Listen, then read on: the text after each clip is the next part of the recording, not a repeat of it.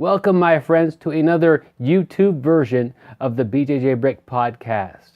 I hope you enjoy the show, and if you do, please subscribe to the channel. So here we go. Thank you for listening to the BJJ Brick Podcast.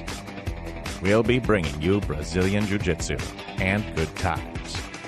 We hope to flatten your Jiu-Jitsu learning curve, help you get the most out of your grappling ability, and meet your goals both on and off the mat. Welcome back, my friends, to episode 209 of the BJJ Brick Podcast. I'm Gary, and I'm here with my crime partner. Not my partner in crime this week, but Byron Jabara. How are you, Byron? Doing good. Just finishing off clearing everything of the prints, the fingerprints, that is. And, making sure everything looks good. It's hard for you to leave, with that ankle bracelet on, but I know you like wearing that ankle bracelet because it stops ankle locks. So I know you even asked your parole officer one for each leg. There we go. Man, you're on it. We're just hit record, and Gary is rapid fire. Yeah, I've been picking this stuff up all day. He just makes this stuff up on the fly. This is impressive. Gary, I'm excited about today's episode. Yes, we have an awesome episode. We have the Silver Fox, Karel Pravec, on the show today. I know a lot of you guys have seen his work or have even trained with him, but anybody lucky enough to train or learn from him is a very lucky individual. Yeah, and we'll get to learn from him today. So we are lucky individuals. Yes, we are. I was thinking about, we have this new segment that is kind of an off the mat story or situation, and how we could kind of relate to that on the mat. And they don't have to be like the most crazy and amazing stories. And don't worry, that's not going to happen. I was just, it's now fall, and we're changing here in Kansas. We have seasons. I realize that not everywhere has seasons. You might be in Southern California. It's basically the same all year round. Here it could be negative 5 degrees in the wintertime, and it could be 105 degrees in the summertime. So we definitely have seasons. And when we do this, we change, to wear the appropriate thing. Gary's not going to be wearing those little shorts in the middle of the wintertime that he could pull off and look so good in the summertime. As I'm kind of looking through my clothes and seeing what I want to, keep for next year or get rid of or donate or what I want to bring out for the fall and the wintertime, I was reminded of back in the day, Gary. It's kind of, a back in the day story. We used to train gi in the wintertime and no gi all summer long. Do you remember that, Gary? It's funny. Yeah, it's funny that you were talking about that because I was actually mentioning that to somebody yesterday. And the reason I was mentioning it, because he has a cut on his elbow. And if you remember, back in the early days, there weren't a lot of mats around, good mats. And we used to train on kind of a carpeted mat. And when it was summertime and we'd train no-gi, we would have cuts on our elbows from the carpet all the time. Yeah. It was actually like a gymnastics mat, blue, and kind of had that rough feel to it. Is not the best for grappling, but we made it work. Yeah, we made it work. But it's funny you said that because I was talking about that yesterday. But I was just kind of reflecting on every time, it's the summer's ending or it's starting to get cold out. Basically, we don't have heat or air in this building that we're training in. So, you want to wear as much as you can in the wintertime. So gi. In summertime, it's going to be 95 degrees in this room, and we'll have some fans going, but that's not enough. So you don't want to wear a gi if you don't have any air conditioning in Kansas in the summertime. So it was no gi season. And I do remember there were definitely a little bit of growing pains each time the transition happened. And it would always like, man, I like no gi so much more. And then put the gi on. And in 2 or 3 weeks, man, this gi is great. And by the time it's time to switch back to no gi, I'm dreading it. Oh, man, I like having the gi and then no gi. And then I love no gi after a little while. So just that, the transition, and you could think about that if you're mostly a gi person or mostly a no gi person, there is a little bit of a growing pain, but it's not that bad. These are so similar. You see some of the competitors compete at one and the other. We're not doing golf and tennis. The fundamentals behind the movements are so identical and so similar that your skills will transition. Just make that transition if that's what you're looking to do. Or maybe it may not be the seasons changing causes you to switch to switch from gi to no gi or vice versa. It could be, you work and you have a family and your only free nights are, let's just say, Mondays and Wednesdays, and those are both gi nights. And then work changes or family life changes, and now you're off Tuesdays and Thursdays, which happens to be no gi. That's fine. You still go train. You're going to adapt quicker than you think, and you'll soon, be enjoying the next grappling art that's in your journey. Yeah, I remember back in those days when we would switch, and it would take me a week or so till I figured out if I had grips or if I didn't have grips. But, I kind of look at it, it's all grappling. Like you said, we will adapt.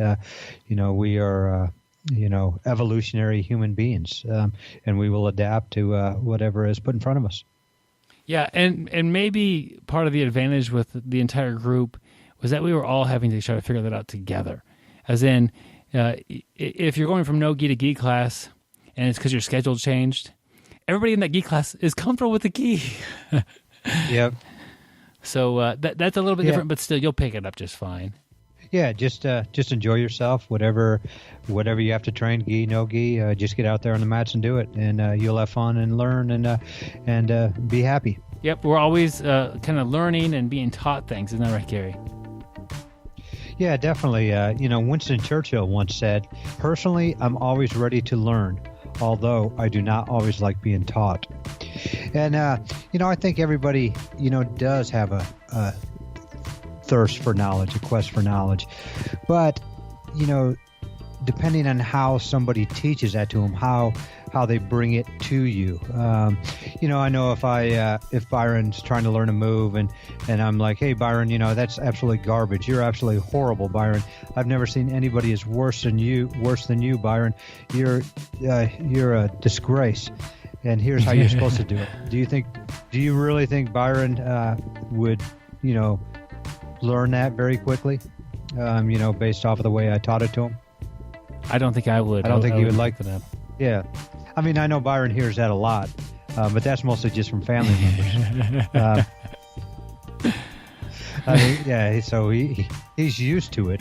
That's true. But I think that's why he's always, been on a little slow side. But one thing he really did pick up was jiu-jitsu, and that's because his instructors were always good to him and didn't treat him like that. And, you have to... find the best way to teach somebody and it'll make that person a lot more receptive to what you're teaching. Yeah, there's definitely two people in that relationship, the teacher and the student, and they both need to be on the similar wavelength. And it's not the student's job necessarily to change the way that they learn. As a good teacher or a great teacher, you're able to see what the student needs, not just technique-wise or any position or whatever. It just how they learn. Are they going to learn if if Gary asks me a question, am I better off grabbing a partner and showing it on that partner? Am I better off grabbing Gary, or am I better off having Gary do that technique to me and to walking him through it? Like, there's lots of different ways to learn, and it's not all the same. Also, this quote, here's the quote again. Personally, I am always ready to learn, although I do not always like being taught. Part of that might mean sometimes you learn something, or you like the act of learning it is kind of painful. Like you might have a negative experience. Like, people sometimes will reflect on a tournament that didn't go so well for them, and they're able to learn from that and to get something from that other than just the negative experience of doing poorly at a tournament. That is a lesson that might have not been enjoyed, but could you make that a learning opportunity if you're able to reflect on that? So some of life lessons are taught to us just naturally in a way that's kind of a hard environment. And it might be a bad tournament. You might get fired. And you know what? Looking at it, you might not have been qualified for that position that you're working at. And so, okay, now you're put down on your butt a little bit there. Time to get back up, evaluate, learn from that, and move on and do your best in something else. There's lots of different things that can teach us lessons, and some of them kind of suck. Yeah, definitely. Some of them do kind of suck. But, that's a great quote from Winston Churchill, and, I think we can learn a lot from it. But we may not always like nice. Being taught. There's lots more learning to go this episode. Here is an interview with Karel Pravec. He is the most interesting grappler in the world. He taught Tyler Durden how to make soap just because they had extra supplies. He once got a mat burn. It ended up causing a 3-alarm fire. When he pulls guard, the ref gives him 2 points.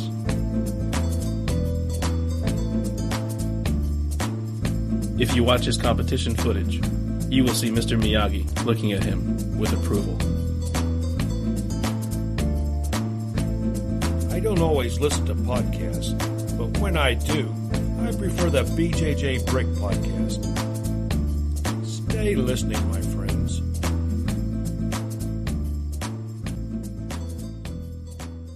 All right, my friends, I'm happy to bring Karel Pravec to the BJJ Brick podcast. Silver Fox, Karel, welcome to the show. Thank you very much. Thank you for inviting me, and I'm very happy to be here. Yeah, excited to have you. We were talking a little bit off the air and just some of the ideas you've shared with me already. I'm really happy to bring you on the show. But you have a long history of jiu-jitsu, and you've got a rich past. Can you maybe share a little bit of who you are and what you're doing on the mats? Well, I'm, at least in jiu-jitsu life, I'm a third-degree black belt under Renzo Gracie. I've been training Brazilian Jiu-Jitsu since 1993 when it first became available on the East Coast on a regular basis.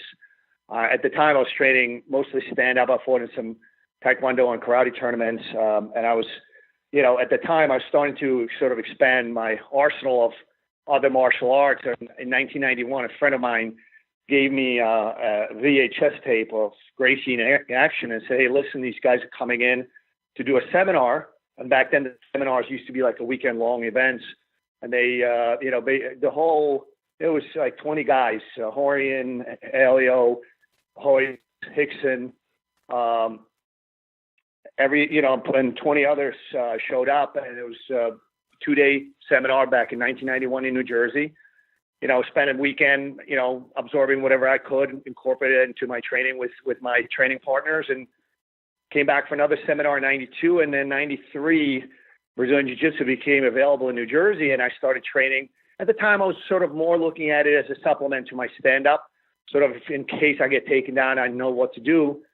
And, started training once a week, Brazilian Jiu-Jitsu, and, 6 days a week I was training stand-up. And over time, I've changed that proportion. And, now it's quite a few years later, I'm still doing Brazilian Jiu-Jitsu out in an academy in northern New Jersey, Silver Fox BJJ, and I'm affiliated with Renzo Gracie Association. I actually commute to the city to train at the Renzo Gracie Academy on a regular basis, a couple of times a week, and that's I teach seminars, and basically at this point, I had Brazilian Jiu-Jitsu as my sort of passion. It's my hobby, but it's also my job. Yeah, that is a great place to be in as far as sharing your hobby and your passion with having the same job. And you can definitely see Absolutely. that in your work. It's always better to be around somebody who is passionate about what they're doing. Yeah, absolutely. It comes through. Our most important, people think when you're a teacher that your most important job is to teach technique. Our most important job is to inspire students and obviously teach them good technique. That's a critical component as well. But you have to make sure that people are inspired so they want to train what you're teaching them.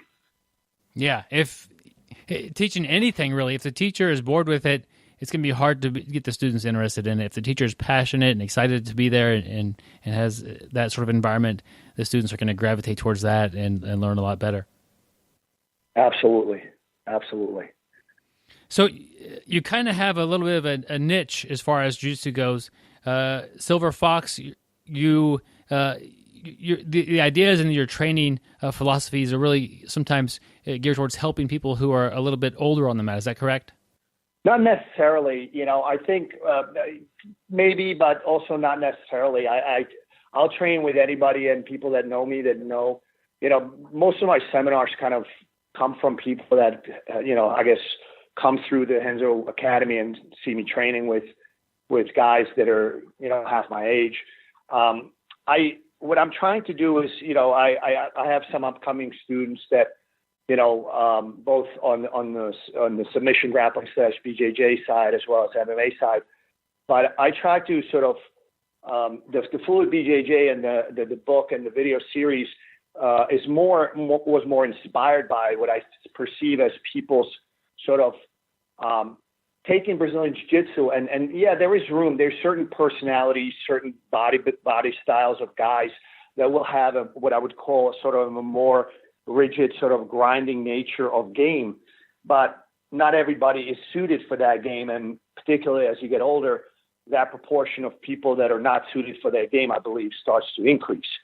So I'd like to think that my approach to the game, which is fairly aggressive, submission-oriented game, can benefit anybody, as long as they sort of have that sort of, like I said, outlook or mental sort of personality and body style that they want to have a more, what I would call more fluid and, pardon the pun, kind of game where I'm setting people up. I'm hitting them with combination. If you're dealing with somebody that has never trained before, you slap an arm lock or triangle on them, it's going to be on and it's done. However, as we train with, guys that are more and more skilled, especially, you train with somebody who's been training 15 years, has got 30 pounds on you and, is 30 years old. To me, that's a young pup. That guy, you will have to hit him with sort of a combination of attacks, because the first attack that you put on him, if you just sort of slap a triangle, he's going to, shuck it off and pass it, topple cross side. So you have to set him up, make sure you break their posture, make sure you misalign them, hit him with a submission. Should they escape, there's either a follow-up submission or a sweep.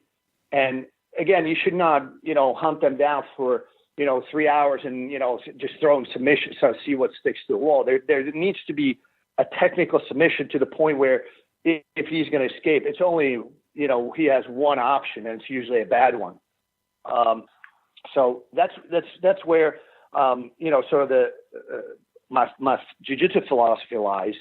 I think, it applies particularly the water training can help guys that are injured or kind of getting banged up, where they can continue to hone their skill, practice their muscle memory without getting banged up, or in some cases may not be able to get on the mats for a few more weeks or a few more months. So it's almost like a form of rehab. So it helps, again, could be older guys, could be guys with injuries. I'm getting more and more questions about it from people around. It's sort of a weird thing to, when people say training in the pool, or you go swimming. I'm not going swimming. I'm basically drilling jiu-jitsu techniques in the water. The hardest part about it is the breathing. That's once people get used to the breathing. So if you take a deep breath in and don't breathe out, you don't engage gravity whatsoever. You're just going to float on the surface. So you do want to engage gravity. But also the sort of the buoyancy of the water sort of, helps lighten the load on the joints, particularly in the lower body, knees, hips, and lower back. And, the resistance of the water makes you sort of very fast and fluid. If I'm on the road for 3 days and I train in the water, I get on the mats, my game that day is going to be very, very good. There's a book and a video called Fluid BJJ, and it's both kind of leaning towards being fluid and smooth on the mat and finding combinations, and also then getting into the pool and doing some drills and using the fluid in the pool to help your game. What are some of these? Can you describe a couple of these drills, perhaps? Yeah, you could, you could basically drill anything in the water. It looks strange. You could probably YouTube. I've been asked about this a long time, including guys, very, very high level MMA coach, Firas Zahabi, some years ago. He's him and his students. We go up to Montreal, a lot of the guys from Renzo's, and they come down. So there's sort of they're part of the family. And he was asking me, like, what do you do in the water? And so I said, one day I shot a video. So it's on YouTube. It's like a 3-minute clip. So if you spell my name correctly and put in water, it pops up. But you can, I'll typically go in for 40 minutes straight. I prefer the water temperature not to be too cold, because if it's really cold, you have to move fast. And I've been in some cold pools, and you come out like shaking like a jelly because I guess some sort of hypothermia had set in. I was my student when he was in ADCC 2009. He actually wound up taking second place. And I remember I was in the hotel, and I'm doing water training in the hotel pool in September in Spain, which is warm outside, but the pool is not heated. So I assumed that the water temperature was somewhere in the upper 70s. And I'm meeting Renzo and his Hodger and, everybody for lunch. I walk in. Renzo was trying to hug me because he could see how cold I was from the water. And I was moving fast. So I usually like water temperature around 85, 86. So I like sometimes as I'm going through the move, I'm basically drilling muscle memory. So for example, I can be drilling a specific guard pass, knee cut pass. Then I turn and I attack the guy's back, or attack, I visualize the guy's kind of turning away from me. I attack his back, or, that the guy's coming towards me. I attack omoplata on the far side. You could almost kind of think of any combinations. And, every once in a while I want to sort of think whether I'm doing it's amazing when when you don't have an opponent and you're just purely focusing on your own movement, that you could see a lot of your own flaws without anybody pointing them out. I remember I was teaching this sort of water training, so to speak, at the Gracie camp. I've done it twice so far, and I think we're going to be back. They're going to do it back again in next March. But there was about 25, 30 people at the first one, and the next one it was like 40 people in the pool. And the first one, there's always a bunch of black belts, doing the drills with me. And one of them, I was teaching how to do a guillotine by yourself. And how, the way I do it, how you position your arm, how you position your body, where you position your legs. And as we're doing this solo drills in the water, one of the black belts pops up his head above the water and exclaimed, "I think I've been doing guillotine wrong all these years." And I was like, man, I just want to literally or figuratively drop the mic and walk away. I've done my job, because it's amazing, because usually when we train with others, and if you have good training partners, it allows, and you go and then not super high intensity, it allows you to sort of be self-aware, be aware of the movement of your training partner, but also be self-aware that you might be making a mistake, or maybe you're repeating something, or maybe your movement is not technically precise. When you're doing it solo in the water, you might be realizing things that you might have been doing for years that you realize, man, I could do this a little better. And anytime you make your technique or your sequence more technically precise, you combine that with good timing. That's what jiu-jitsu is about: precision and good timing. So it helps evolve. Ultimately, it's a martial art. Ultimately, it's muscle memory. And that's why I train every day. And if I'm banged up to the point where, or I'm traveling and I don't have a training partner, I'll go in the pool. I went in the pool yesterday. I'm going to go again tomorrow. So if you had mats and training partners, would you not be going in the pool, or would you still find a couple of times a week to get in the pool and do your solo drill? I still find a couple of days a week to do the pool workout. I've had a bad back since I was a kid, and there's a very good doctor that has a black belt in jiu-jitsu in BJJ. Used to train with us at Renzo's in the early days. Then moved out to Long Island. Also wound up getting his black belt from Matt Serra,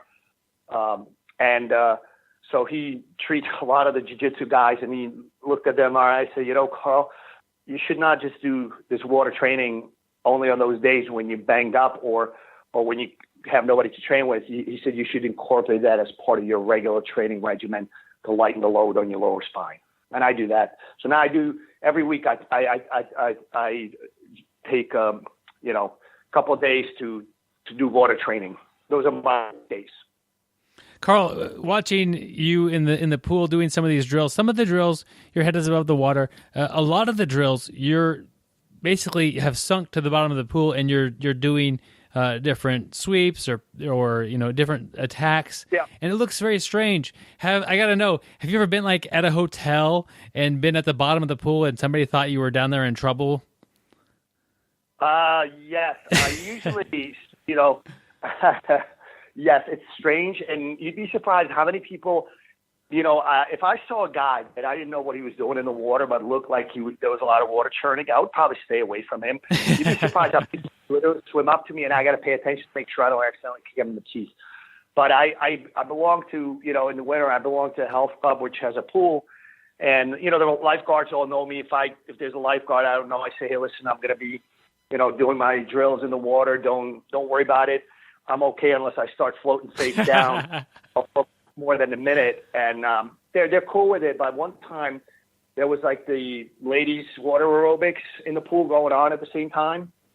And I pop up my head and I see the instructor, who's usually on the pool deck, running down the deck towards me, screaming, oh my God, somebody help him. And the lifeguard is behind her yelling, no, ma'am, he's okay. He does this every day. Well, I mean, if you don't know what the drills look like, it could look like someone's kind of convulsing at the bottom of the pool. It would be a little bit much for somebody who doesn't know. I'm smoother than that, but sometimes when I'm drilling, you know, flying, you know, another thing is, Galler shot, we have about an hour worth of footage, but it's hard to, you know, to sort of, you know, edit that. But one of the things that I'm talking about is also when you're in the pool, it's easy to drill. How many times, even on the mats, like say, for example, you know, drilling a flying triangle, you do it 10 times, there's a fairly decent, you know, probability that you or your training partner is going to be slightly hurt the next day. Yeah. You do it 10 times in the pool. You are getting that motion down as long as you can visualize where you grab the guy's head and so forth. I've actually hit flying triangles on people, and I believe, you know, I haven't done so many on the mats. It's mostly in the water. That's where that muscle memory comes from. And you get the efficiency of movement and precision of technique. Well, that's interesting. And so anyway, the fluid BJJ sort of thing is a bit of play on words, because I do like to train in the water. I used to do it a long time ago when I was in corporate world, and I used to train, you know, very early in the morning, during lunchtime, sometimes late in the evenings, and didn't have sometimes training partners very early in the morning. I used to do it. I started more than probably it's at this point probably got to be close to 20 years ago. So I do like training in the water, but also it sort of applies to my philosophy on how to play Brazilian Jiu-Jitsu, how to you know, make your game sort of smooth and effective.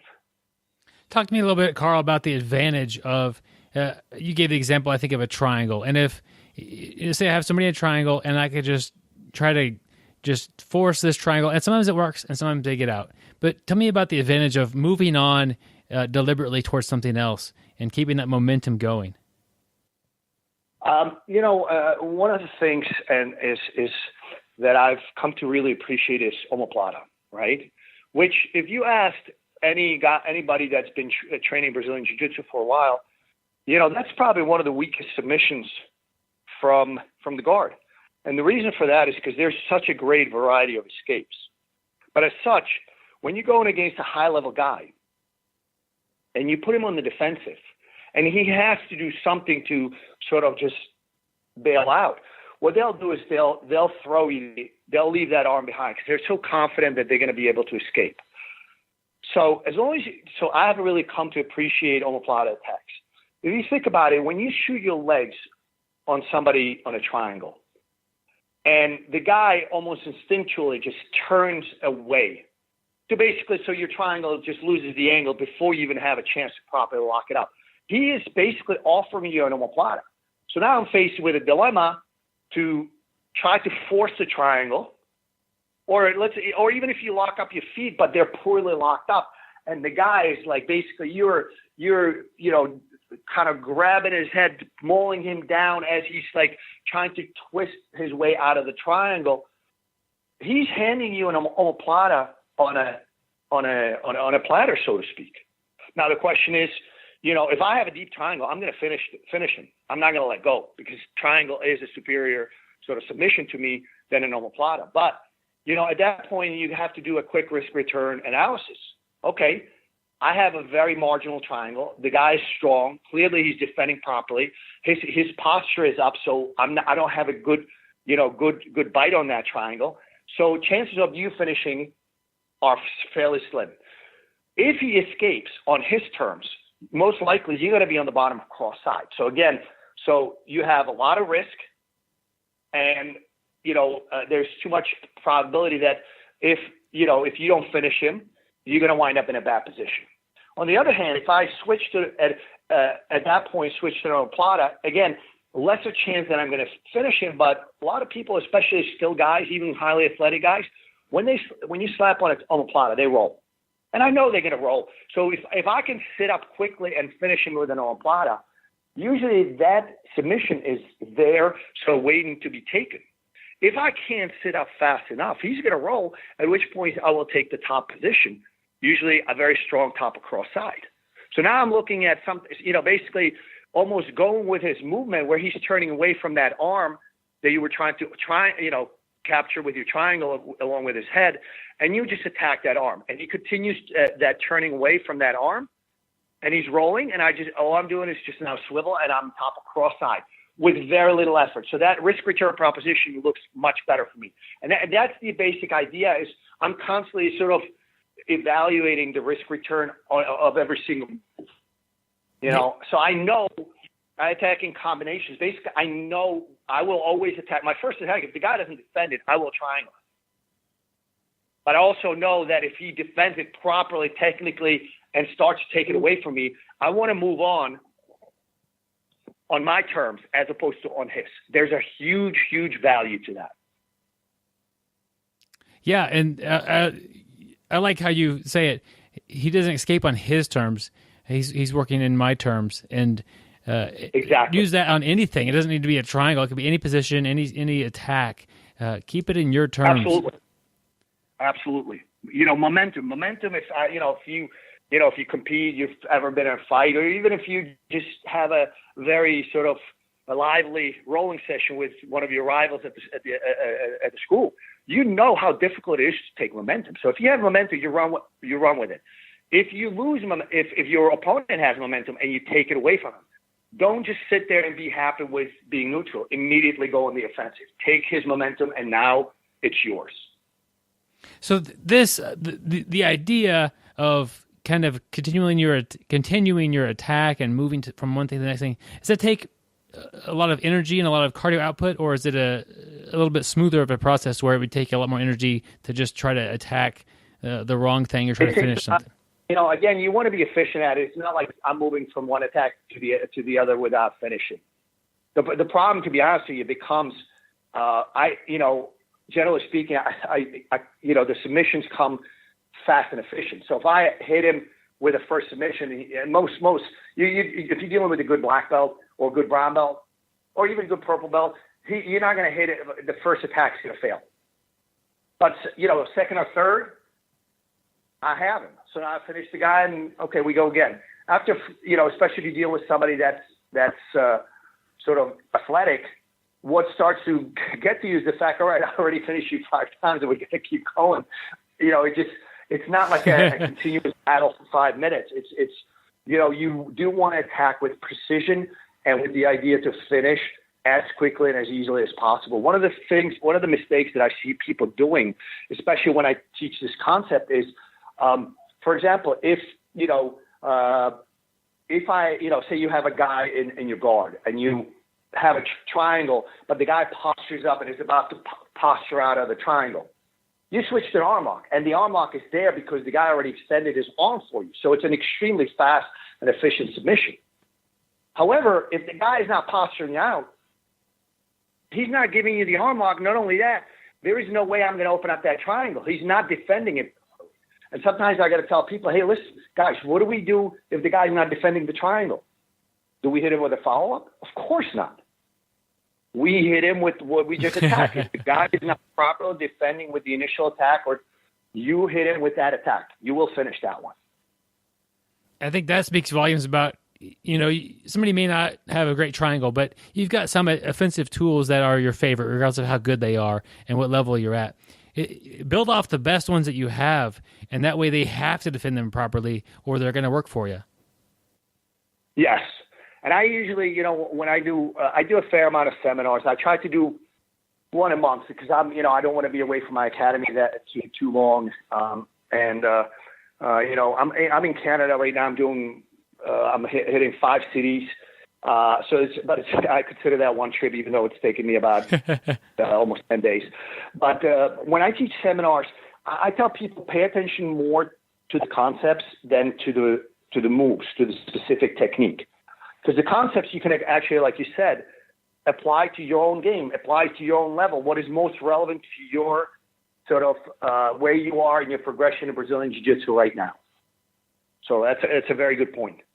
Karel, you mentioned a little bit earlier about grappling with a training partner that's half your age, and that's definitely a frustration for a lot of people when they're on the mat and somebody's in their 20s, and it's just like you can't keep up with them. What advice do you have for somebody who is dealing with those frustrations? You just have to outfox them. And pardon that pun. It was intended. I like that's it. How you have to outfox them. You have to. The reality is, when you watch me on the mat, I look very fast. But I'm not as fast as, I don't move I just move more efficiently. Where they make me making 3 big movements while I'm only making 2 smaller ones. So it's a very simple concept, but it's very difficult to put into practice. What I usually, if people want to sort of apply this concept, you usually have, if you look at a guy that's sort of, let's call him your nemesis, who's bigger, stronger, and whatever you try to do, he usually responds the same way. So jiu-jitsu is not intuitive, but it is very logical. Look at the way he tries to escape and see if he's offering you something else. And don't worry about getting your guard passed, 10 more times, because he's already passed it 50 times in the last couple of weeks. So what's another 10 or 20 times as you're trying to figure out what is he leaving you open? Once you figure out what he's leaving open and you go after that, that's what I'm talking about, fluid. This guy's going to overpower you. I have a story from a long time ago. To be honest with you, I don't know why I did not quit. This is a long time ago. I believe I was a decent blue belt back in the day, which, now, blue belts generally better than guys in my jiu-jitsu generation. But, and at the time it was like everybody was doing sort of the low pass, control the hips and pass, and I'm walking around 160 pounds, somewhat scrawny. So every time I tried to do that, I would get swept, guys push on my neck, and choke me. I'd say, oh, crap, I'm going to do it again. I'm going to do it better. Now that he knew exactly how I was doing it. And this would go on. And this went on for literally for a long, long time, for a year and a half. And it was like the longest slump I've ever experienced. And I was just so frustrated. And one day, I said, screw this. I stood up, did a knee slice pass, and said, okay, slump over. That's the point. Sometimes we just, bang our head against the wall rather than coming up with a different approach. I didn't invent the knee slice pass. I don't know if I saw somebody do it. I don't even know. But the point is, I took a different approach to passing that worked better for me.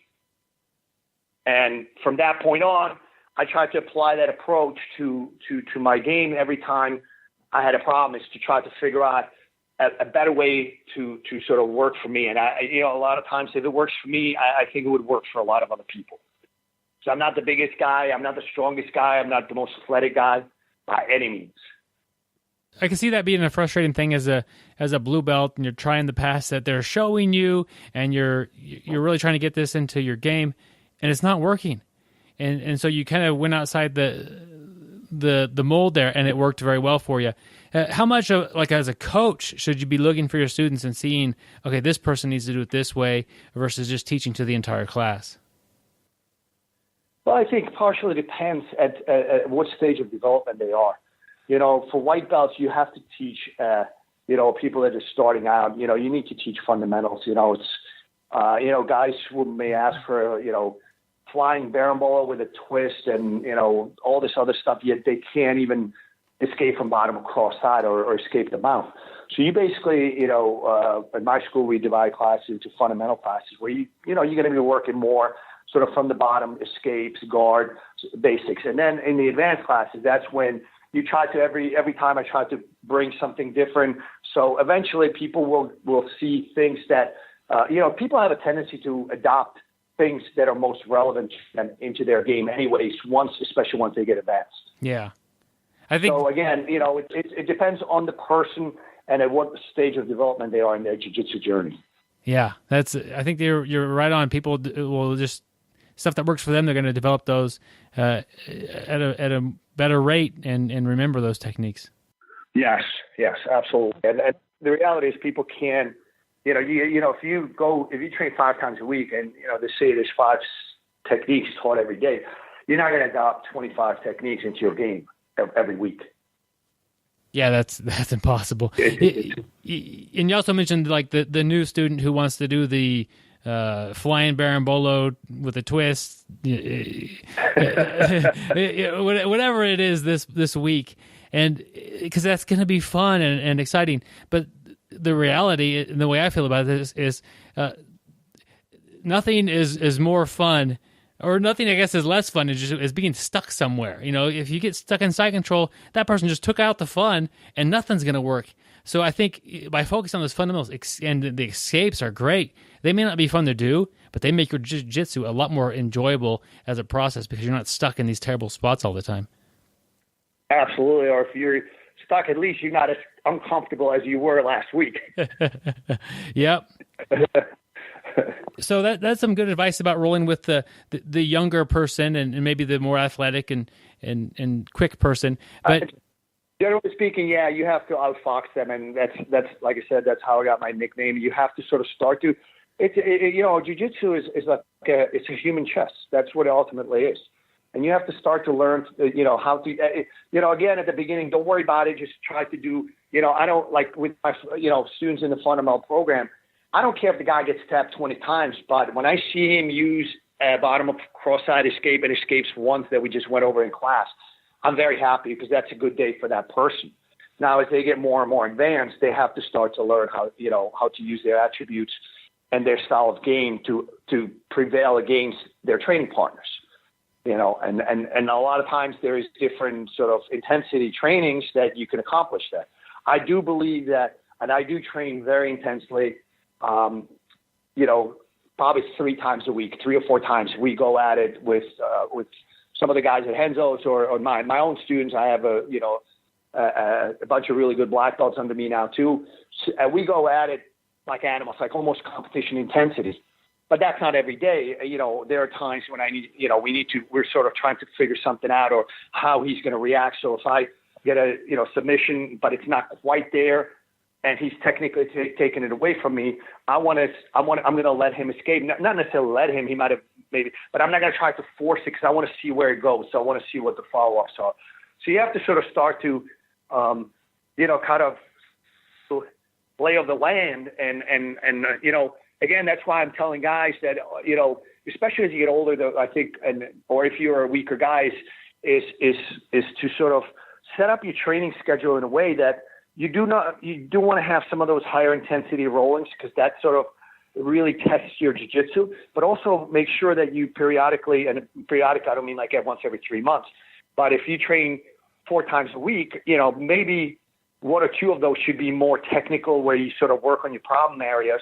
It's hard to work on your problems when you get smashed. That's the point. Yeah. Sometimes you need to have, getting smashed every single day. Yes, it will make your game better. It will make you a tougher person. It will make you, a better jiu-jitsu guy. But also, it's not going to make it's not going to expedite you not getting smashed. You need to figure out ways to sort of to get around that problem.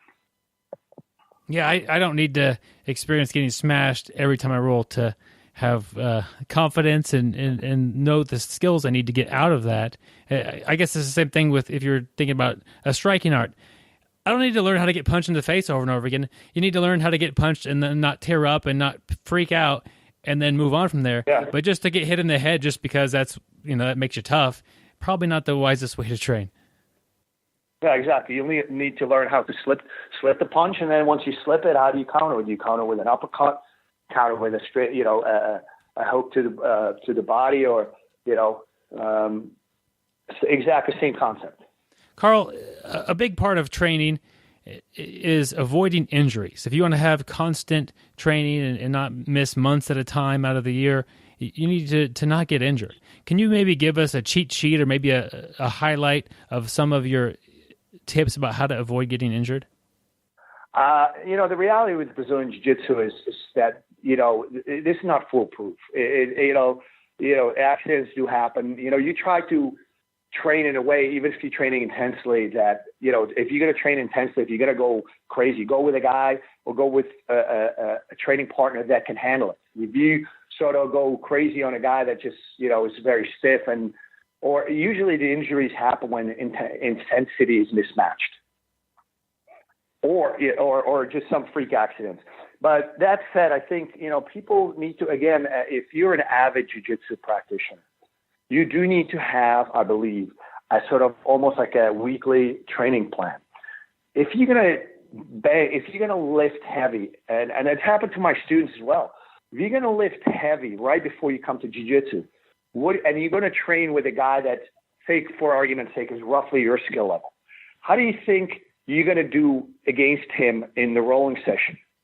Because you're basically burnt out. So you're trying to survive. Yeah. If you just try to survive for 3 months, if you do that routine for 3 months, the jiu-jitsu game is not going to atrophy, but it's not getting better, because basically the last 3 months you just basically we're trying to survive because you're too tired from lifting heavily.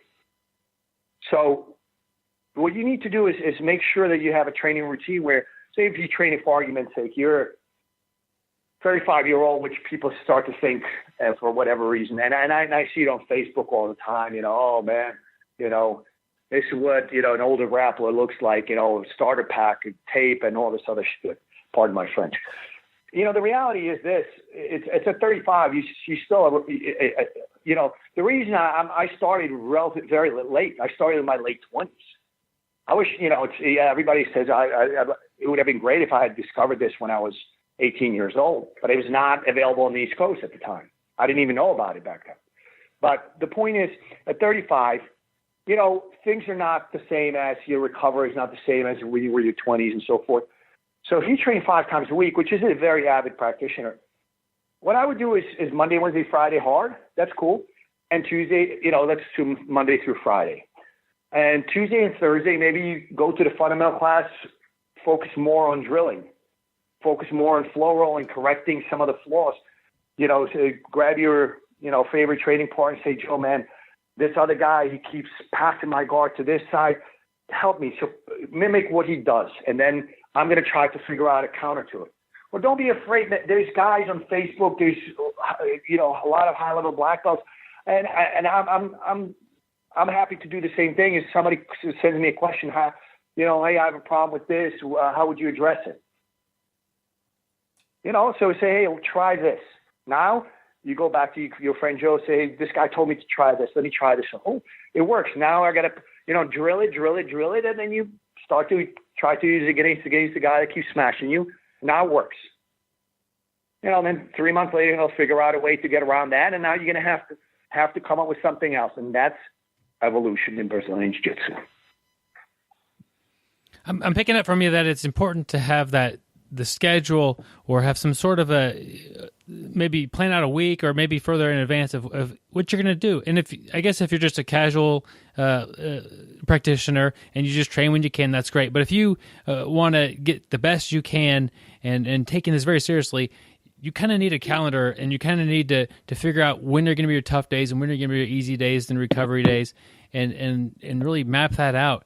And you mentioned, if you are doing your swimming drills, before you get on the mat, you're going to be faster. You're going to feel faster. This is going to become a lot easier. And if you crush it in the gym and lift a bunch of weights and then walk in, you're really not going to be doing much jiu-jitsu other than just defense. And you may even slow your progress down on the mats. Yes, you're lifting weights. Yes, you're getting stronger, but you're not really practicing the techniques that you want to be able to, because you're just shrimping all the time and you're trying to get out of these bad spots because you're exhausted. Yeah. And I think, strength does play a role, absolutely, in Brazilian Jiu-Jitsu. What, a lot of the high-level guys tend to do when they do strength and conditioning. They're going to do it after jiu-jitsu. So for jiu-jitsu, you want to be explosive, you want to move fast, you want to be fluid, or whatever you want to call it, and then you strength and condition yourself. So you do need to think about sort of, if you're an avid practitioner, you do need to think about sort of a weekly schedule. Like I said, I try to go hard 3 times a week. If I'm not, let's assume I'm not injured, hard 3 days a week, sort of mid-level, maybe, once or twice. And then the other 2 or 3 times I go, either in the pool or sort of drill, flow roll. So you want to sort of think about it almost on a weekly schedule. Sometimes you got to modify it. There are times when, 1 week I had to train hard five times in a row. And then I got on a plane. That's when you feel it. That's when you really feel it. When I go, but sometimes you do have to go again, you can't just be so regimented that it's like, okay, if you're training jiu-jitsu for self-defense and somebody tries to attack you on a Tuesday, which is you're like, hey, you can come back tomorrow because I can kick your ass much better then. So, it is good sometimes to mix it up. Yeah. You got to take what the mats give you. If you show up on your light day and one of some great training partners in town and you get to have a really good roll with them and it's really competitive, don't go light that roll at least, take what it hands you. Make it a tougher day and then the next day maybe you switch up the days or whatever. Sometimes it is good to mix it up. Yeah, it's just taking the opportunity. But because of your planning and your schedule, you're able to do that, and you're able to know, okay, I'm just going to make an adjustment down the road on the calendar here. Yeah. Have you had many injuries? I don't like to talk about injuries just because, it's just I've had a bad back, and you have your elbows and your knees and stuff like that. But again, it's, and when I'm injured, I like, you look like pathetic because, you can't train for a few days or, it's just injuries suck basically. And I think they suck not because of the pain or whatever. They suck because you can't train. Yeah, it's definitely not motivating to get hurt or injured, and it's something that I think the younger athletes can kind of cheat that a little bit, and they get away with some things that maybe just kind of hurt them a little bit. Whereas now, like I said, like you kind of mentioned, at 35, I'm 37. Your body is not the same, and I'm trying to wake up to that reality to where I protect my body a little bit earlier so I could stay on the mat longer. Yeah, and I think the way to do that again is if you sort of try to alternate your trainings and when you're banged up, like I said, the first Gracie camp that was last September, I did the water training, and there was a guy in the water, and he said, "Listen, he had an injury from it was actually from I'm not sure if it was jiu-jitsu or something else, but he had a knee and said it's nagging." I said, "Man, just get in the water." And just start, do you know how to throw kicks, like especially like roundhouse kicks? Not front kicks, roundhouse kicks. That's probably because there's a great variability in the angling. And he says, yeah. I said, why don't you just go in and start throwing roundhouse kicks in the water? And you don't try, and what happens, the water is every time you kick it, the angle is slightly off. So every time you work, just, those micro fibers, micro muscles in your leg, and at the same time, the resistance, making you faster, but also it sort of strengthens the overall muscles. And because you have the resistance, you can't just sort of throw it so hard that you kind of, by the time you throw it and you hitting the end, you sort of realize how, that it really hurt. Anytime you're injured, you don't want to cause additional pain. I try to live by a simple philosophy. If it doesn't hurt, it's okay. So as long as something doesn't, if it causes pain, you make it worse. So when this guy actually, he came back to the next Gracie camp, which was this past April, I believe, and he just said, "Hey, Karel, man, listen, the stuff, you showed me in the water, it worked like a charm." So again, I encourage people, to sort of find a way if you can train, it's almost like a rehab. But the single biggest factor, I do believe, one is a change in mindset. And second one is sort of trying to have almost like a weekly training schedule. The mindset what I'm talking about is I just, the last seminar I just did, there was a purple belt who was kind of like, a little bit older, really nice guy. And he says, well, sometimes the guy escapes my omoplata. And I said to him, okay, show me how he escapes. And basically what we did the combination of omoplata where, you basically sort of break the guy's posture from the guard. You may blind him, but he starts to see it and he just basically starts turning away from you. So his opponent, he showed me a couple times, and basically every time the guy rolled and he wound up on top. I said, if I would do this all day. But he says, yeah, but I want to finish that. I said, listen, and it was like very nice. You got to change your mindset. When you insist on something that's not there, that increases the chance of injury. That's when guys are, trying to pass trying to stop a takedown. Yet they've lost. They know that you should know that you've already lost that sort of I'm not saying just fold. I'm saying you need to realize at what point it's like, oh shit, I'm going down, so might as well go down on my terms. Then try to take it away from that guy until he tosses you on your head. So even with anything, again, same thing is with sometimes. I remember I was training with this guy that, won Abu Dhabi World Pro at purple at super heavy, ultra heavy. So really, elite purple belt, very, very, very high level guy and way heavier than me and literally half my age. And he just goes side to side.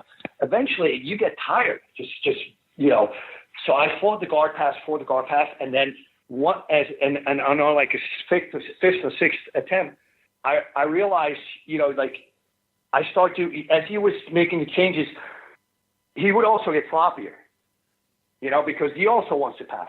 And then what happened, he opened up, an opportunity for inverted triangle. So you got to sort of change your mindset where, I could have said, listen, I want to stop that guy's guard pass. I'm not going to go for that inverted triangle. I'm going to stop his guard pass. Well, guess what? And 5 minutes later, that guy's still going to be passing your guard while you laying down there, gas out of your lungs. So again, I think for guys, the best advice I could give them is sort of first start to play a smarter game. Change your mindset. When you insist on something that's no longer there, that's when you slap on a triangle. It's a crappy one, but you start to pull down on your toes, snapping your own ankle because you don't have a proper structure for the triangle. You don't have the guy's posture broken down to finish him with a triangle, but you insisting that triangle, you're gonna finish it because that's what you decided to do. Then you kind of next day you realize you tweak your own ankle because you were literally toe holding yourself as you were trying to pull your foot down so it could fit under your knee. And at the same time, the guy finally just twists past your guard. Now you're bottom cross side. Now you got nothing. And the reality, maybe he was giving you an omoplata, maybe he was giving you an arm lock, and you didn't see it because you decided that you're going to stick to whatever you decided to take. And that, I believe, sort of, it's funny because if you look at wrestlers in Brazilian Jiu-Jitsu, some of them do very, very well, and some of them don't do very, very well. And a lot of times, the guys, even like a very, very high level guys, what do you call them, All-American or national champions, Division I. The guys that have a cerebral approach to wrestling tend to do very, very well at all levels of Brazilian Jiu-Jitsu, including brown and black belt. A lot of times the guys that have a more grinding style tend to sort of stall out around purple belt because that at a certain point, the grinding style of Jiu-Jitsu, there's always going to be some squirmy, extremely flexible purple belt that suddenly you may be up, 21-0, and then suddenly he just squirms out an inverted triangle or something like of that nature. So there's something to be said about sort of a a smarter way of training. And I'm not advocating again, okay, try this, didn't work, move on to. there is, for example, I was teaching a specific move. I can't remember the exact technique, and the guy, I wasn't quite getting it, and I said to the people in, attendance, I said, put your hand, my sort of dummy for the demonstration. So what happens if I can't get it? I believe it was sort of like a, top across, and like when you spin for the far side arm lock, you lock up your ankles.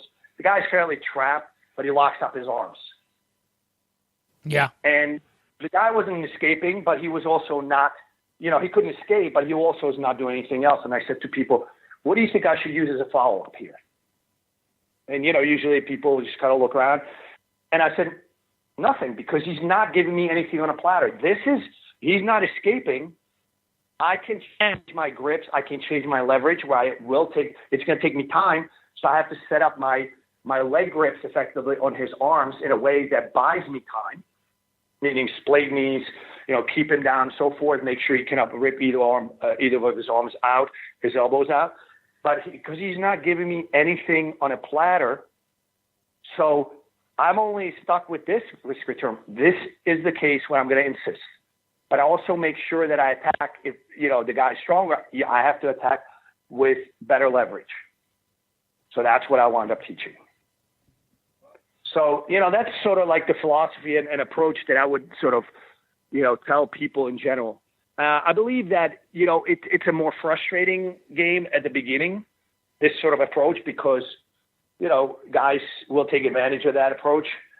But eventually, as you get better and better, eventually the pendulum swings the other way, where now it's like, you're catching people that are stronger, faster, younger, better looking, whatever you want to call it.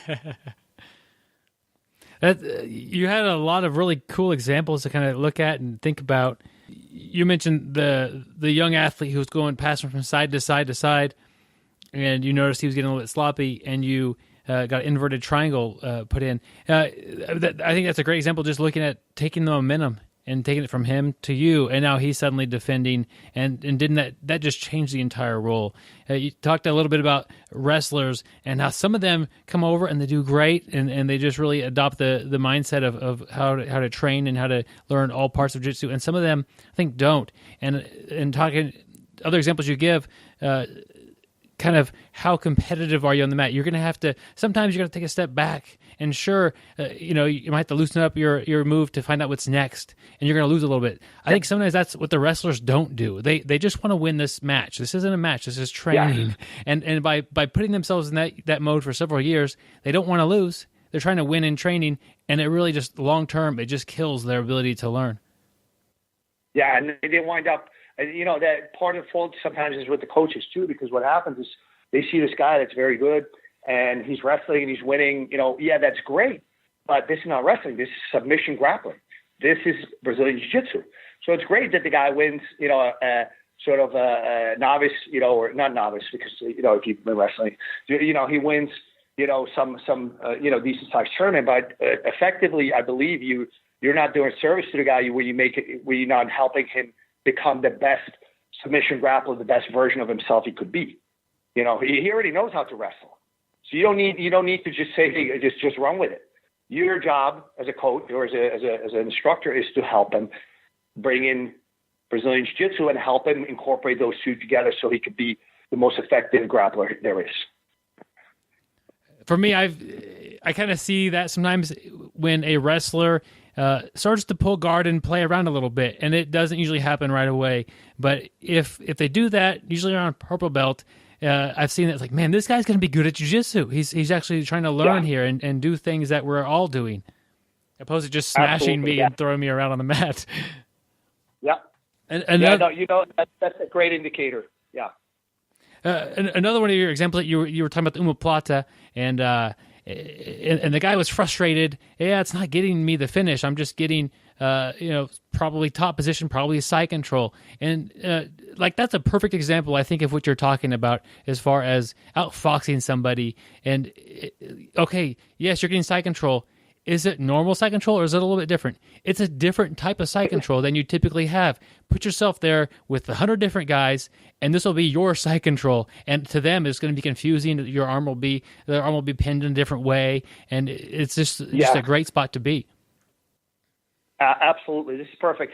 There's ways. Like I actually did tweak his omoplata a little bit, but here's when you get that sweep off an omoplata, and if you read it and take advantage of it, the guy is wide open. So basically, I hit him immediately with a bat choke, baseball bat choke. It doesn't matter, or bread cutter choke. So I now went from attacking from the guard and fighting for something that may be there, and if it's there, I will fight for it. There's a very clear indication. Usually, when you put your arm around the guy's waist, if you see his ass, both halves of the ass peeking from under your arm where you can see them, that's a perfect indication. He's going to roll. You lost the battle to keep him where he is. So you see that indicator, that trigger, you basically decide, I know he's going to roll. Let him roll. I get on cross-side. Here's a baseball bat choke. That takes not even 2-3 seconds, and he's finished. Wow. So we're not going to battle you battle, and once you see literally the full moon, both halves of his ass through his arm, he's gone. He will roll. And if you insist on trying to, that's when he's going to roll, kind of trying to turn to you, try to put you in guard, try to triangle you off that. And, instead you could have had a submission 2 seconds later. Clean one, nice and easy, on a platter. Keep the moon clean. I like how you have kind of like trigger points of if this is happening, I'm done. I've got to move on. And maybe there's a little bit of a blurring of the line as far as the person you're grappling with. If this guy's super athletic or super fast, maybe you pull the trigger a little bit quicker. Or maybe if the person never rolls, you maybe I don't think he's going to roll. But you have like a line. It's like, okay, when he crosses this, I need to go. Yes, absolutely. That's actually a big point in my book, where I'm trying to, talking about different sort of attacks and talking about specific triggers, And like you said, there is always a little bit of variability depending on who you're rolling with, but there is a trigger. You should realize you're losing this. Yeah. Move on. And Karel, you're known for being fast. I think part of that is just what you're doing next, and I don't know what you're going to do. And so as I roll, I'm like, man, he threw that baseball bat on so fast, baseball bat choke so fast. Really, you did it at normal speed, but you just started it a little bit earlier, and I had no idea it was around the corner. And maybe you did it a little bit quicker than normal speed, but just knowing where you're going makes the drive seem a lot faster. Absolutely. This is one of the things I tell my guys. I said, guys, when you attack, and you don't, I don't fake like, just a fake. I attack, but if the guy takes your attack away, and your attack is good, if you've done it technically correctly and you timed it well, there's only like one way. There's not 12 ways he can go. I know where he's going. So if he takes it away from me, he has to offer something in return, meaning his arm, his neck, whatever, his leg. So I know where he's going and what he's going to offer. So I'm going to be waiting for it right there as he's going through his big movement. So you gain efficiency of movement because I know where he's going, and I'm taking a shortcut, basically. Man, that's an easy way. You could obviously getting in the pool, doing your drills, and getting that water resistance. You'll gain some speed, and you'll gain some of that mat awareness, and your techniques will be cleaned up a bit. But really, knowing where you're going to go and anticipating your opponent's movements is going to seem like you're so much quicker. Absolutely. Karel, I've had a blast talking with you today. If somebody wants to get a hold of you, obviously, definitely worth it. Check out the book, check out the video. But if somebody wants to get a hold of you or to follow you and what you're doing, what's a good way to do that? The best way is to send me a message on Facebook. I'm on Facebook under Silver Fox BJJ. Just Silver Fox. Just plain Silver Fox. There's actually my profile picture there with a blue gi. So friend me if we're friends. You can send me questions. If you send it to Silver Fox Brazilian Jiu-Jitsu Academy, which has the school logo, I don't manage that page. So I may get that question eventually, but I'm not going to get it right away. So Facebook to Silver Fox, my picture, blue gi, that's the best way. I'm on Twitter. The school is also on Instagram, but I frankly and embarrassingly don't know how to use it. So again, my guys manage that. So if you send stuff on Instagram, it may take a few days to get to me. If my guys tell me that somebody has a question for me. So again, the best way is just probably on Facebook to my personal Facebook account, which is Silver Fox. Awesome. And I'll put a link to that in the show notes for everybody to find you easily. Perfect. Karel, do you have any final thoughts or advice for the audience? Guys, enjoy the journey. That's the only thing. Don't get me wrong. There are times when you're going to be frustrated. Take slumps for what they are. I look at slumps as sort of, this is where you over time accumulate techniques in your body, in your brain, yet you can put them seamlessly together, and that's called a slump. So, sort of appreciate it for what it is. But at the same time, when you come out of the slump, suddenly your game is going to feel great. There will be frustrating times, but make sure you enjoy what you do in Brazilian Jiu-Jitsu, because if you're going to do this long term, you got to have fun. So enjoy it. And like I said, if you have any questions or if there's any follow-up questions that BJJ Break wants to bring up to me, I'm always available. Awesome. Thank you so much. It's been a blast talking with you. Thank you so much. I'd like to thank Karel for coming on the show and talking to us. And, like I told Byron before he interviewed Karel, when I heard that, that's who he was going to interview. And this guy had always been one of my heroes, I guess you could say. Somebody I always, looked up to and tried to emulate. And, anything I could find about him online, I was always studying it. Just a great interview, a great person, and he's definitely done a lot for my game. Yeah, learned a lot from him today, and I'm sure if just listening to this interview, you did too as well. If your ears are open and you're perceptive to learning, it was great having him on. Gary, man, you keep going back. You keep going back to that Winston Churchill quote, Byron. Usually we talk about the audiobook, not the audiobook, not Gary's, but we forgot to mention our little commercial that we have. We have a couple audiobooks for sale. We have Your First Year in BJJ, written and produced by me, and then we also have 6 games. Training games for BJJ, also written and produced by me. The 6 games is $5.99. It's kind of like active sparring / drilling, like different things you could do while you're rolling with somebody that kind of put limits on yourself or change the way you're rolling, and that really has drastically changed my pace of learning. If I've ever felt like I'm kind of stagnant, I'm really kind of on the plateau here, I'm not getting much, just by switching to one of these game modes, I'll quickly develop and see new parts of my game that have been hiding from me. So there's a lot of different games on here. Check out the little thing in the show notes about little information. One of them, backwards grappler. So if you always pass to the right, pass to the left. Or if you always do one thing a certain way, try changing it up. Not that the pass will be any better. It'll probably be a little bit worse, but you might see a detail that presents itself on the backward side that you're not catching as much or not seeing as much. And I think that's just one of the games, and it goes into more detail by quite a bit than that. But I think this is one area of training that I think people don't do. Typically, you just roll. Either you roll hard or you roll light. And, putting some limits on your actual roll and changing kind of the goal of your roll, sometimes it really develops a great environment for a lot of growth in jiu-jitsu. So check it out. There's a link in the show notes. It's by me, Byron Jabara. It's $5.99, and I'll be happy to help you in your jiu-jitsu journey if this is something good for you. That's one thing I've been working on, Byron. I'm a lot better on my half guard if I'm on my, right hip, and I've really been working on my half guard on my left hip, just something different. It's very awkward, but I'm getting better at it each and every week. And, I kind of took that from you out of your 6 games for BJJ. But I'm still mad at you for not including the game I wanted, or the game that, I know you practice a lot, but, I thought it'd be good in there, but you were afraid that it might not be so well received. Should I tell everybody about it? Yeah, I'm dying to know this game. Yeah. Byron called it 50 Shades of Rolling.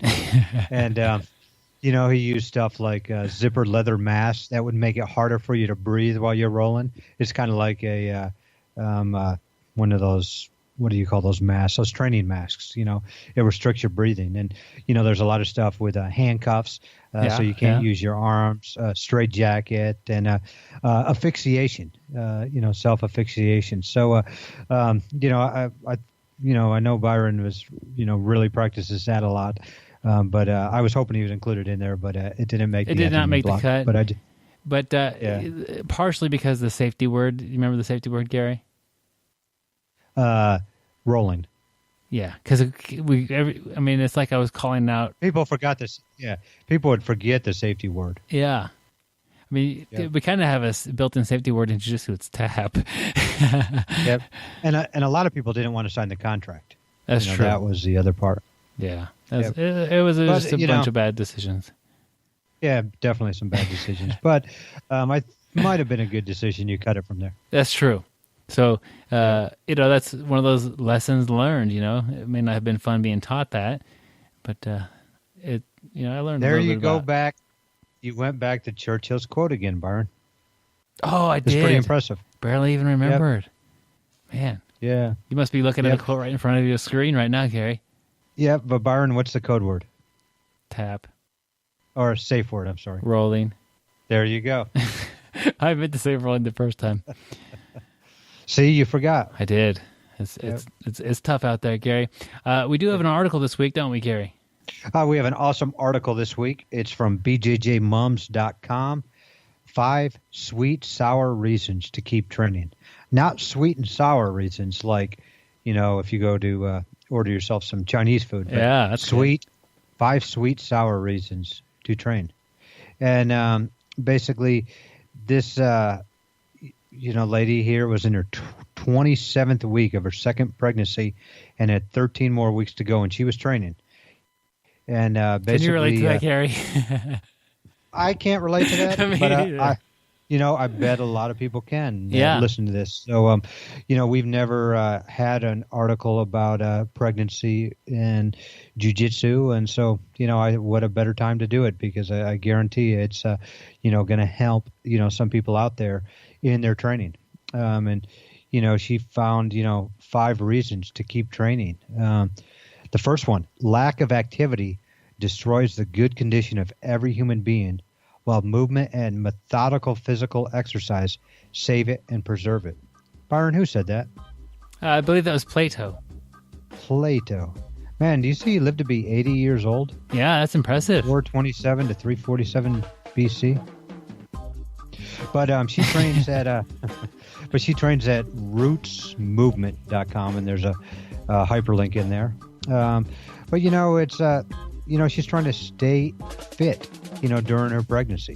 Like she said, she can easily just sit around and use her pregnancy as an excuse to sit around.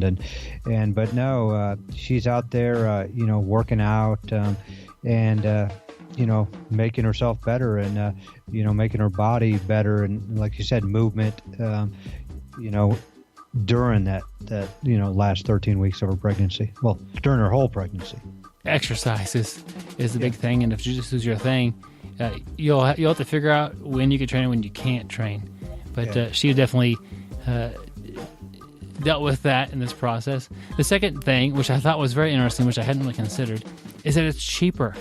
It helps you save money to go train jiu-jitsu. I'm like, what? That doesn't...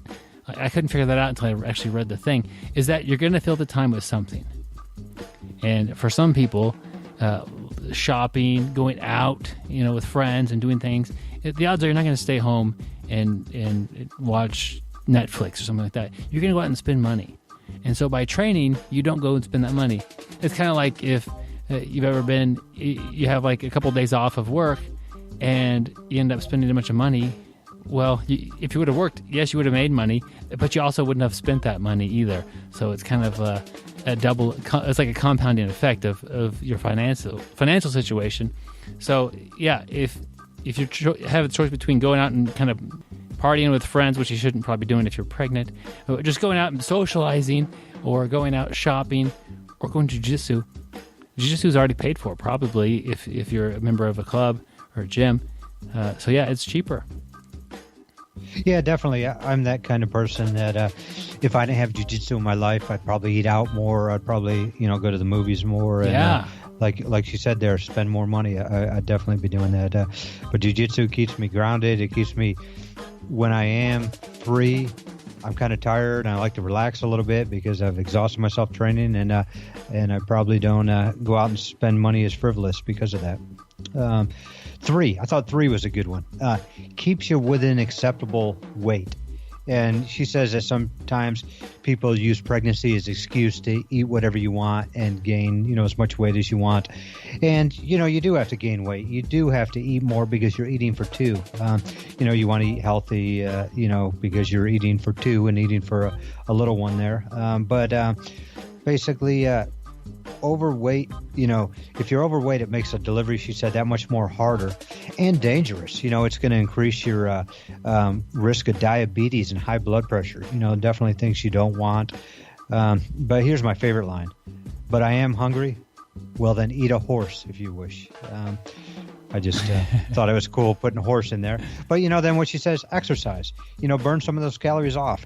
Keep your weight in an acceptable limit. And, she's using jiu-jitsu as a means to stay healthy. And, we've talked about numerous times, jiu-jitsu isn't just for learning how to, break somebody's arm, self-defense, but there's the social aspects to it and the health aspects. And that's what she's talking about here. Use it to burn calories, lose some weight, and not lose weight, but keep your weight within an acceptable limit there. Going down the list here. Well, first off, Gary, especially with the weight one, consult your doctor. Sometimes a doctor might tell you, a little bit of weight gain is okay, or, you could probably keep it under this amount. Gary and I have, this is surprising, never been pregnant ourselves. And we really don't have any experience. Byron did try for a couple of years, but it just didn't happen. I don't even know how to. Yeah, Gary. But yes, so never have been still, whether I was trying or not, Gary. So we're definitely not experts in this field. But this is kind of interesting, and it will help keep you in an acceptable weight. Just by fitness or by eating healthy before you go work out. The fourth on the list here is jiu-jitsu relieves stress. And that was, I think, was that last week or the week before we talked about how jiu-jitsu has a stress relieving trait to it that it just provides as far as getting on the mat, getting out some aggression, or working, physically with your body and trying to, choke somebody or whatever it might be about jiu-jitsu that actually relieves stress. But, there's a lot going on, and whether it be different hormones in your body or different frustrations or different worries about the pregnancy or the future of the family or whatever, jiu-jitsu is going to help with that stress a little bit at least. And so it's definitely a good option if you're able to keep training safely. Yeah, do that. Do that. Definitely relieve some stress. Number 5, what she says is, she doesn't believe in life after death. I have just one life to live, and I'm going to live it to my fullest. And basically, she's going to do what she wants to do and not what others expect her to do. And what she likes is BJJ. It makes her happy. Training makes her happy. Her teammates makes her happy. No ifs, ands, or buts. That's what she wants to do. She wants to be happy. She's going to train. She doesn't care what other people say about her. If other people look at her kind of strange, like, hey, why are you training jiu-jitsu while you're pregnant? Hey, she's happy. What counts more than that? She's happy. She's healthy. She's relieving stress. It's all great stuff. And, she loves jiu-jitsu and her team, and that's why she's training. Whether you believe in afterlife or not, this is your life right now, and why not make the most of it? It's pretty similar. Are you getting the most out of your life watching TV? Or, just doing something that's mundane or playing that game on your phone for the 1,000th time? Probably not. Level up in jiu-jitsu. Level up in something that you enjoy. Not that you can't enjoy those games, but really, with the delete button, all that is lost. You're not actually gaining a skill or any knowledge or anything that's any deeper than what's in the app. I don't know why I'm picking on apps, Gary, but I am. Yeah. You are, yeah. You're not a very nice person today, Barney. But yeah, definitely check out that article, 5 Sweet Sour Reasons to Keep Training. Great article. Send us an email at bjjbrick@gmail.com or hit us up on our Facebook page, bjjbrick, and let us know what you think of the article. It's awesome. This is a throwback Matt Tales. If you have a crazy story that involves jiu-jitsu, send it in to us, and we'll make a Matt Tales out of it. I was fairly new to BJJ and extremely excited to take a seminar from a BJJ Black Belt. Having only trained with white belts and a couple of blue belts, I was convinced that this would be a glorious day in my BJJ training. The day before the seminar, I was told by my boss that I would need to come into work for 8 hours. I could not believe it. My hopes and dreams getting this precious mat time with such a skilled grappler were fading. I soon devised a plan. It was a long shot, but worth a try. I asked my boss if I can come into work early. I suggested that I might even be able to get more work done due to having less distractions around me. My boss agreed and gave me his set of keys, but he was a little surprised to hear that I planned on coming in at 4 in the morning. That morning I crawled out of bed shortly after 3, had just enough time to eat a small breakfast, get dressed, throw my gi in the car, and be off to work. I got to work and my motivation to train with a black belt was all the fuel I needed to be super productive at work.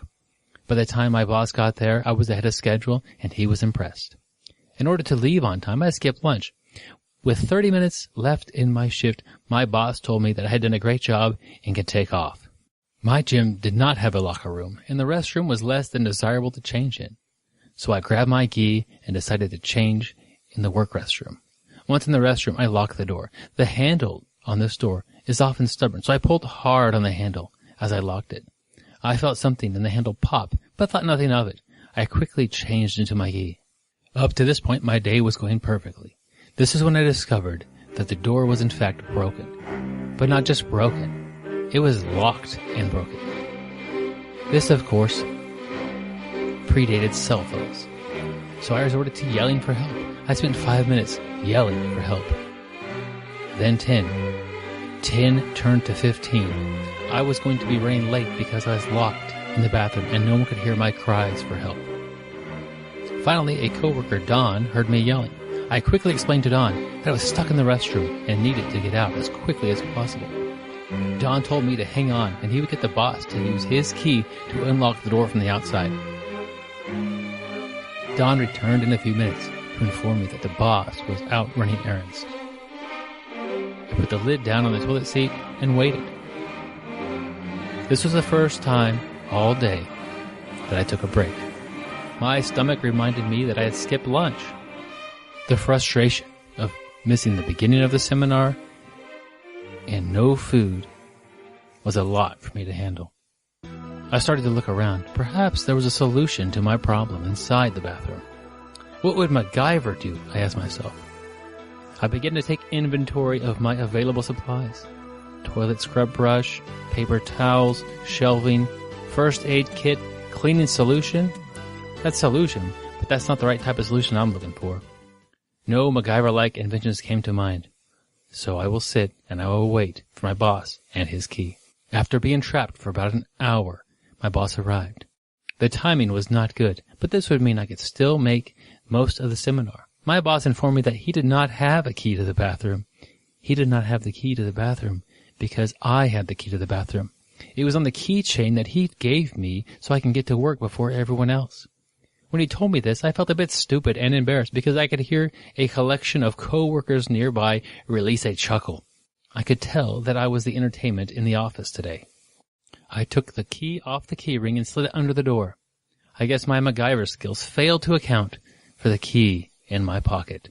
My boss inserted the key into the lock, but the lock did not release. I heard him jiggle the handle. Still, it would not turn. Then I heard the key snap.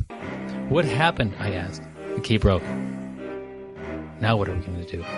Hang on, we'll figure something out. I waited for about another hour, periodically asking what was going on and checking for updates, reminding them that I was still in here. Word was, they called my boss's boss. Somebody who does not work Saturdays, but for me, in my situation, he was coming down. I was guessing with his permission, they would be able to break the door down, thus releasing me from my prison cell. After an hour passed by, I reflected on the amazing seminar that I had missed. I thought about my coach, and that I had let him down by not showing up. I thought about my teammates, that all probably took a giant step in their math skills this day. I briefly mourned the seminar. It had come, and it had passed, and it would soon be time for me to move on with my life. But first, I would need to get out of this prison. Finally, I heard the big boss's voice. "What are you doing in there?" "I'm stuck," I said with frustration in my voice. "Don't worry, we'll get you out of there." For some reason, this was actually reassuring. Like in the back of my mind, they would all just go home and leave me here. Soon, someone started banging on the door handle, followed by brief pauses to assess the lock, followed by more banging and tinkering. The banging stopped for a while. I began to wonder if they were taking a break. About 10 minutes after the banging had stopped, the ceiling tile above the door started to move, and then was lifted. This is when I saw the big boss's head appear in the ceiling. He was clearly standing on a ladder on the other side of the door. He took one look at me, wearing my gi, and said, "Did you try to karate chop the door?" "I don't do karate." "I'm going to drop some tools down to you, and you can destroy that lock." The first tool was a tape measure, obviously a joke. Then came the tools I needed: a hammer, screwdriver, pry bar. I hit the handle again and again. Finally, it snapped off. The door loosened. I took the screwdriver, lined it up inside the handle, hit the screwdriver with the hammer. Eventually, the lock was defeated. I emerged from my prison to a mocking cheer from my co-workers. Most of them stayed late to watch the rescue unfold. When I arrived home, I called my coach to ask about the seminar and apologize for missing it. He informed me that the seminar was, in fact, awesome, and they had mostly worked on escapes. I told him that I also worked on escapes today.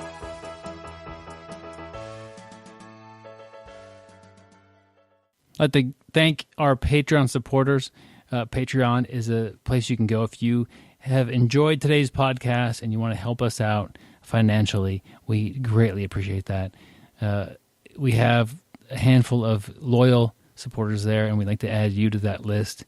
If you think the show's worth $1 an episode, we'd love to have it and use that money to make the show stronger. We'll send you out a 5-inch BJJ Brick gi patch and a sticker. Invite you to be into the private Facebook group where we'll ask you certain questions about things. Sometimes we kind of pick on each other there. It's kind of fun. And a lot of times if I'm getting a famous person on the show, I'll throw in, "Hey, what should I ask this person?" They're going to be on the show. And you get to have some input into the questions that will be asked to the people on the show. So just really appreciate all our current Patreon supporters. And love to have some more, make the show even more robust, make this brick wall stronger than it currently is. Yep. That's why we're trying to build this wall bigger. The only way to make this wall bigger, to go from coast to coast, is for you to tell all your friends about it. So definitely tell your teammates, tell your friends, workmates, classmates, boyfriend, girlfriend, obstetrician, since we're talking about this, chiropractor, tell everybody about us. We want to make this BJJ brick wall much bigger. That's true. Gary, good news, my man. What would be the good news this week, Byron? You have an audiobook coming out. Oh, man, that doesn't sound like good news to me. It's going to sound like good news to everybody else, though. Here's the deal. If you're new to the show, about every week, I will throw Byron bullies me. I kind of bully Gary a little bit. This is a bully session, basically. It's just a fun improvisational activity that we do. I'll throw a title of an audiobook at Gary. He'll come up with some content to try to get it going there. He pretends like it's coming out during some holiday. And that's what we do. It's kind of a fun way to see where he takes things, because he often takes them into weird places where they don't come back. Gary, are you ready for your audiobook title, my friend? Yes, give me a title there, Byron, and let me slay this title. 50 Gray Hairs. And then the subtitle for this: So you've noticed some gray hairs, young man. Well, let me tell you a little something about growing older. And man, you come from a place of authority on this, Gary. I have a lot of gray hairs myself, but you're helping the generation move up in the age category from 49 gray hairs to when they get 50, and that's quite a few. Well, Byron, gray hair is something I have not been blessed with. So I think I'm doing okay, but you want to know why I'm doing okay? 50 Shades of Gray Hair? Because of this audiobook. Ah. Yeah, I mean, there's a lot of, a lot of things that will cause gray hair. But, Byron, what was the lady's main reason for, the training while she was pregnant? Because you guarantee that you'll have a healthy baby? No, that was what she likes to do. So, number 4 was it relieves stress. Yeah. A lot of stress can have gray hair. 5 was she likes to do what she wants to do. So, basically, it's the same thing here. You talk about, 50 shades of gray hair. Basically, most people don't want gray hair. One way you're going to get gray hair is through stress. Stress is going to, lead to that. It changes your cortisol in your head. You produce more, and which leads to, darkening tints in your hair follicles. It comes up through the epidermis, basically sneaks through the epidermis. Your hair follicle is basically right there in your second layer. And when your cortisol changes, the sweat glands get smaller. And as the sweat glands get smaller, a lot of the tint that is now removed by your liver and your pancreas gets carried through the bloodstream and gets caught into your bottom of your hair follicles. And as they slowly make their way out, because what they want to do is they want air to breathe. They're not getting air in the epidermis, so they have to come through the skin and get to your hair. And basically what this is going to do is it's going to turn your hair gray. Basically when air, carbon dioxide, magnesium all hit that waste that was not excreted through your body. It turns your hair gray. But that's just the background on that. No and kidding. Please don't consult your doctor on that, because he might look at you a little strange if you tell him that's how you get gray hair. Yeah, you're all over the place. Gary, I also make up these audiobooks like on the spot, kind of. I'll write down a little note about you making the 50 Shades of Gray comment and change that to the hair. But we do have Silver Fox on the show today. I didn't realize that, that the audiobook kind of paralleled the interview, and he's making that gray hair look good. Yeah, definitely make your gray hair look good. And, and because of this, you're going to get us both beat up by Karel. Don't kill me. Yeah, I really appreciate it, Byron. I got that going on now. Yep, I'm just going to have to turtle up and take the beating.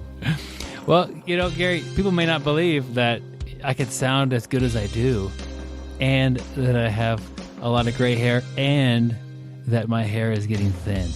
But you can see this on our YouTube channel, because you can actually see me there, and it's getting bad, guys.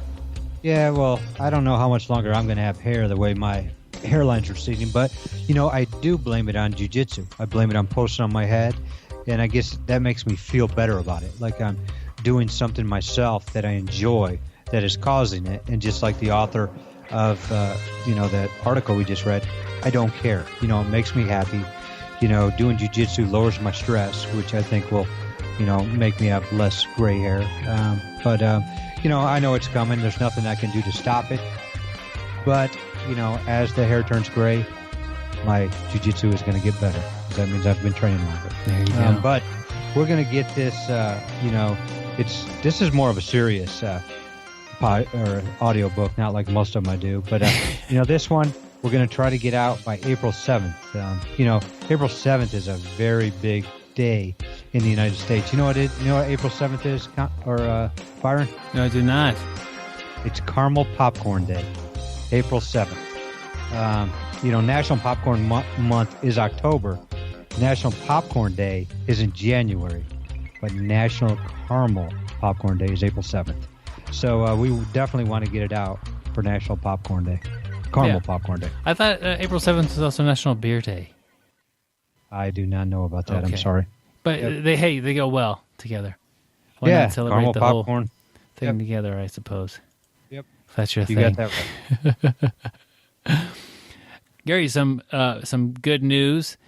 We mentioned it last episode, but our app is out. So we have an app. How Yeah, easy and is that? When we're talking about apps, we're not talking about mozzarella sticks and chicken wings and nachos. We're talking about an app for your phone. There you go. That'll So make it easy to listen to us. since you guys listening, specifically you right now, are the backbone of this audience, go find the app, type in BJJ Brick in the App Store, whether it be iTunes or the Play Store or wherever you find apps, and download it and then give it a 5-star rating because it's basically the show right now. I do plan on putting up some app-exclusive stuff and having more fun. I don't know how big we can make this thing or what all we could do with it, but I know there's a lot of interaction between the audience and us that can go through the app, and this will be a lot of fun. But we need some people on there, and that's you if you're listening to the show, and which, by my math, you are. Go get our app, give it 5 stars to kind of help us out, and let people know about the app. The app is also good if you're somebody who doesn't really listen to the podcasts, or you have a friend that's like, I don't listen to podcasts. Well, download the app for them on their phone. Everybody knows how to download an app. I guarantee you don't have a friend who just says, I don't know how to get apps. I mean, everybody has to download apps, and then they can listen to the show through the app. So that's the easiest thing to do for somebody who's new to podcasts. So a couple different things that we plan on doing some app exclusive stuff. So it'll be fun, Gary.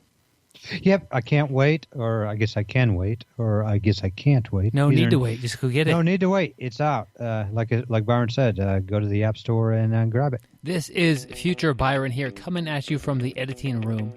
And I thought I would let you know the app is going to have some stuff in it already exclusive to just the app. Karel Pravec and I had an interesting conversation about old man strength, and it was before the interview actually started, and I figured I would save it for this app because it didn't really fit into the interview, but it was definitely some interesting concepts and ideas that he had.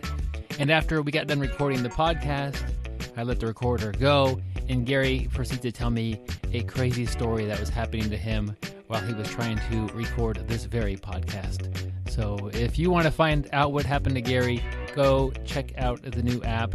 And also the advice or insight on old man strength from Karel Pravec is really interesting to consider. And also, don't just give us an app review. Give us a review for the podcast. We like funny reviews. Make it funny. Maybe we'll read it on the air. We will read it on the air. And in fact, we read all of last month's apps last month. Or all of last month's So that's the reviews. Which we didn't get any. See, so we need some. And that way, put your name on it or funny, tagline, and, we will air online. Yeah. Well, the odds are we will. We just, when you don't ask for things, they kind of go away, and people kind of forget to do those. We used to ask for those all the time. We get them in every week. It was really fun and exciting to get the new reviews and see what you guys think, or see, kind of an inside joke you could tell to us through the review process. But we kind of quit doing that, and they definitely have fallen to the side. And let's pick them back up, dust them off, and send some app reviews or actual podcast review, either one, our way. And we'd love to read those and share them with the audience.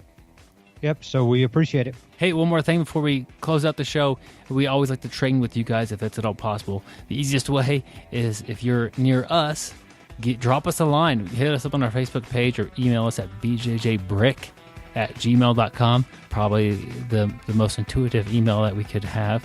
And tell us you're going to be in town, and we'll figure out a day if one of us is available and the time we can go train. And it's always good to have visitors in and to roll with us and to have some good times on the mats. Yeah, it's always fun training with different people, making new friends, and learning from other individuals. So definitely, if you happen to make it through, let us know. We'd love to train, literally. Oh, literally. Stay sweaty, my friends. Get gray gracefully. And make sure you use Triactin when you're hurt. Aren't you going to ask me what Triactin is? I think you've told this joke before. What do you use Triactin for, Gary? Triactin like a man. Some of the toughest people I know are women, Gary. Yeah, that's true. That's true. I'm just saying the joke the way I was told it. That's true. That I did hear you learn that joke, and that's how it's told. Yep. We'll That catch you guys joke- next week. And stay sweaty, my friends. Thank you for listening. I hope you find the time today to roll. After all, the best way to get better at Brazilian Jiu-Jitsu is to do Brazilian Jiu-Jitsu.